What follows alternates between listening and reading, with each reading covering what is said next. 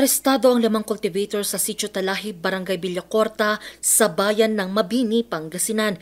Ito ay sa isinagawang marijuana eradication pasado alas 4 ng umaga noong Martes, October 14. Isa sa naaresto ay isang minor de edad. Sa pagsalakay ng mga otoridad, nadatnan nila ang higit 200 punla ng marijuana at nagkakahalaga ito ng higit 8,000 piso.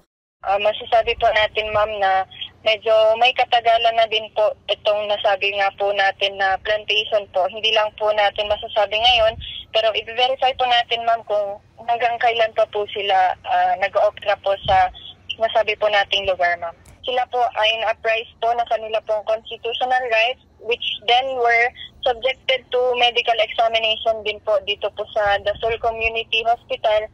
Bukod sa mga marijuana, nakuha sa kanilang isang caliber 22 rifle na baril, isang 12-gauge shotgun at sako-sakong mga pataba.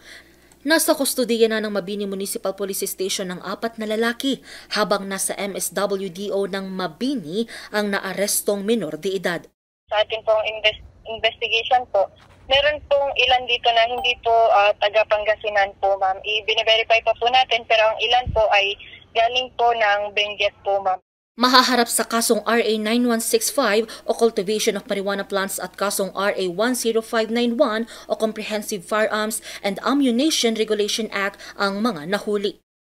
Arestado naman ang isang 28 anyos na lalaki sa Sitio Junction, Sinto, Bauco, Mountain Province. Ito'y matapos maghain ng search warrant ang Pideo Cordillera sa kanyang bahay kahapon, October 15. Nasamsam sa kanya ang higit 15 milliliters ng pinaghihinalaang liquid shabu at drug paraphernalia na nagkakahalaga ng higit 900,000 piso. Mahaharap ito sa reklamong paglabag sa Republic Act 9165. Angel Arquero, RNG News.